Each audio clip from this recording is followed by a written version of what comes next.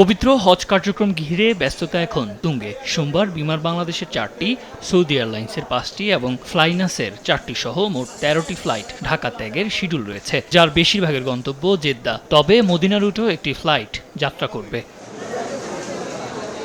এখন পর্যন্ত মোট ৭৮,২৫০টি ভিসা ইস্যু করা হয়েছে, অর্থাৎ প্রায় শতভাগ হজযাত্রীর ভিসা ইতিমধ্যেই সম্পূর্ণ হয়েছে। কারো জন্য এটি জীবনের প্রথম হজযাত্রা, কেউ বা আবার ফিরে যাচ্ছেন সেই চেনা শান্তির খোঁজে।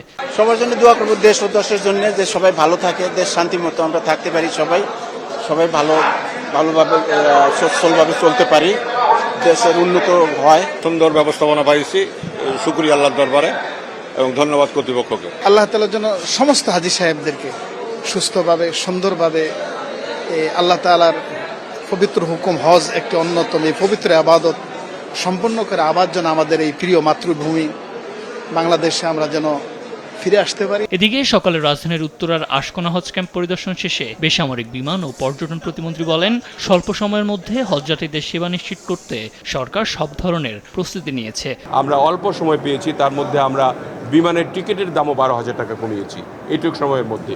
আগামীবার বিমানের টিকিটের দাম অনেক কমবে। আমি পর্যবেক্ষণ করছি আমাদের যা যা অসুবিধা এবার আছে সেগুলিকে আমরা নোট ডাউন করব এবং আগামীবার যাতে এই যে বসার জায়গা, আপনার থাকার জায়গা এবং কিছু জায়গায় আরও গরম যদি থাকে সেটাকে আরও একটু ঠান্ডা করার জন্য কোনো ব্যবস্থা করা, কুলিং সিস্টেম করা, এগুলি নিয়ে আমরা ব্যবস্থা গ্রহণ করব। হজ কর্তৃপক্ষ জানিয়েছে, সিভিল এভিয়েশন ও এয়ারলাইন্সগুলোর সমন্বয়ে এখন পর্যন্ত বড় কোনো বিপত্তি ছাড়াই পরিচালিত হচ্ছে এবারের হজ ফ্লাইট। এবার 4,556 জন সরকারি ব্যবস্থাপনায় আর 73,935 জন বেসরকারি ব্যবস্থাপনায় পবিত্র হজ পালনের জন্য সৌদি আরব যাচ্ছেন।